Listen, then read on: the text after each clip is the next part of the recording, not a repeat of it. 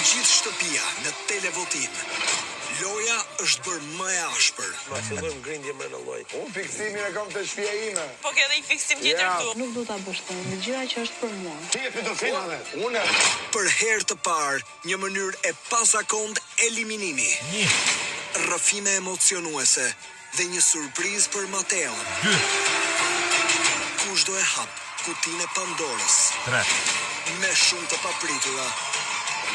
Big Brother VIP të martën, ora 21, me Ledion Liçon në Top Channel. Sonte ka drithërima në stadium, duke filluar nga mënyra e eliminimit, sepse ju e dini që e gjithë shtëpia është nominim, me qira fjala kush mendoni se do dalë sot. Unë mendoj se domethënë luhet të 2-3 emra, jo më shumë. E dyta një surprizë për Mateon. Jam shumë kurioz të di surprizën për Mateon, kush do t'i vi sot. Dhe ajo që më surprizon më shumë fakt është kutia e Pandorës, që u bë disa ta herë këtë sezon. Ndoshta pak më shpesh se sezonet e tjera, por kutia e Pandorës zakonisht trazon ujëra, varet kujt ja japin, dhe ai që e merr apo ajo që e merr, që e shfrytëzon, varet si e shfrytëzon, sepse kutitë e Pandorës janë shumë të rëndësishme, janë jashtëzakonisht shumë të rëndësishme.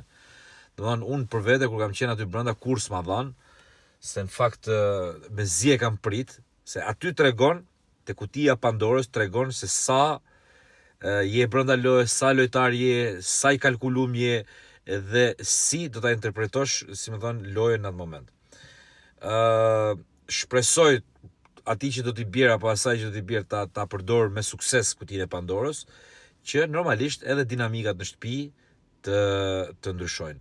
Nga ana tjetër, kam përshtypjen që do diskutohen shumë ofendime, shumë epitete, shumë, ku diun, se tani kanë kaluar nga ofendime, kanë kaluar në akuza, sepse për shembull ti thuash dikujt, po them kot, pedofil, siç i ka thonë Gimbo Mirit, pedofil është akuzë. Është akuzë që është vepër penale dhe nuk është thjesht një ofendim, nuk është thjesht një epitet që i vet dikujt sa për ta nxjerrë nga vetja. Jo, është akuzë. Zakonisht i dënohen nga ligji. Megjithatë, jam shumë kurioz sot për prajmin e sotëm dhe të shohim